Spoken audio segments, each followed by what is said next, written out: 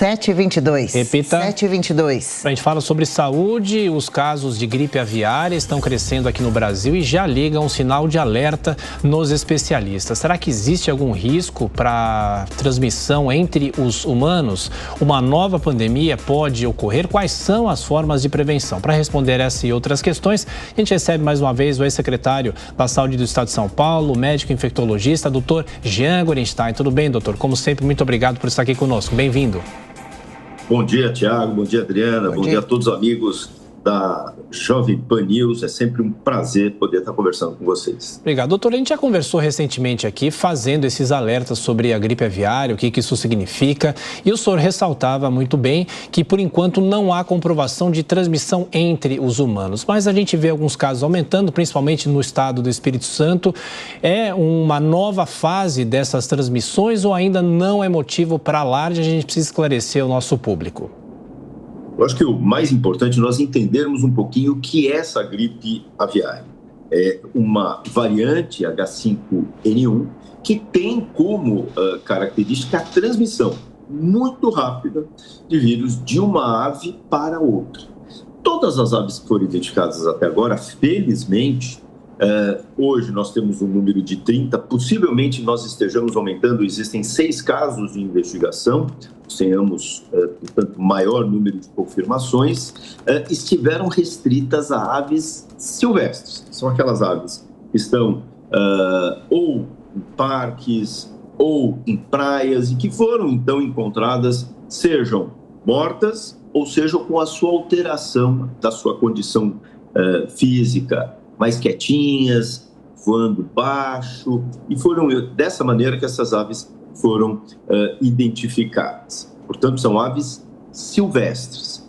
Felizmente, nós não identificamos no país o comprometimento de granjas ou de produtores, como grandes granjas que produzem carnes de frango, ovos, para uso, portanto, e exportação. Portanto, isso não foi identificado, diferente do que aconteceu na Argentina. Isso se deve tanto uma condição de rastreio que tem sido feito de uma forma muito impecável, tanto do Ministério da Saúde, da Agência Nacional de Vigilância e também das vigilâncias epidemiológicas estaduais, que rapidamente, junto com as suas secretarias de agricultura, fizeram o bloqueio e o rastreio das pessoas que entraram em contato com essas aves. Aonde entra a circulação e o risco de transmissão para o humano? Isso é acidental. São aquelas pessoas que, de repente, estão andando numa praia, vem uma ave assim caidinha e vão tentar ajudar. Então, contato com essas secreções ou contato com essas aves mortas de forma desprotegida, sem máscara, sem luva, sem um avental, compromete o risco, portanto, dessas pessoas se infectarem. Então, o homem, nessa questão, ele acaba sendo infectado de forma acidental. Só para ter uma ideia, de 2003 a 2023, nós tivemos no mundo 876 pessoas infectadas com a gripe aviária. Dessas, 52%, portanto, um pouco mais da metade, morreram frente à gravidade de doença. Doutor Jean, e qual é a preocupação no momento do Brasil com relação ao superfungo, a Candida auris, que inclusive já infectou um bebezinho em Campinas, um recém-nascido? Na verdade, a Candida auris foi identificada no Japão em 2009.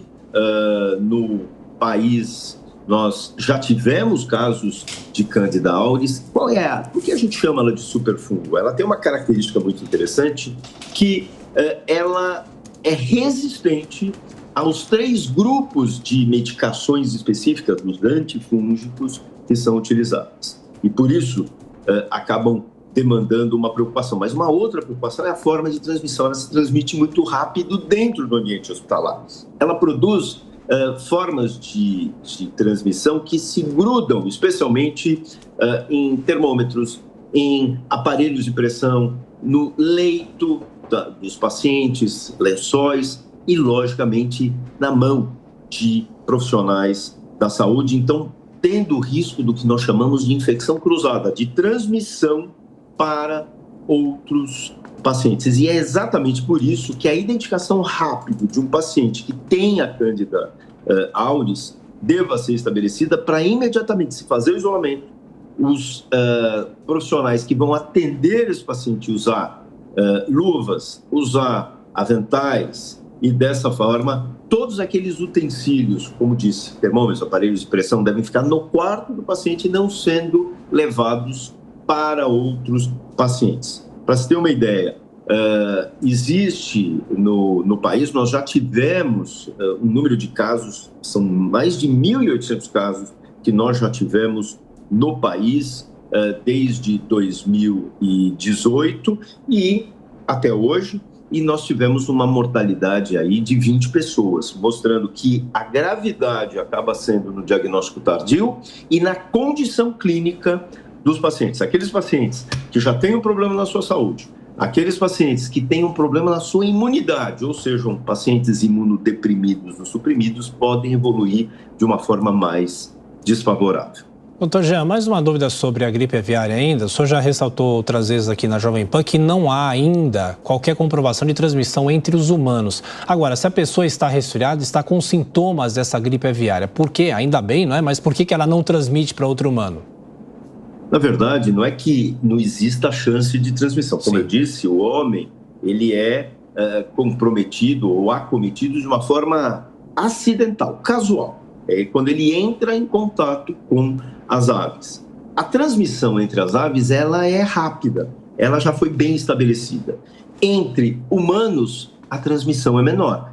Ora, se nós já estamos falando que durante um período de 10 anos, de 2003 a 2023, 876 casos, mostrando que essa transmissão interpessoal ainda não adquiriu a forma ideal, por 2 motivos. Primeiro motivo, que ela tem um comprometimento de forma grave.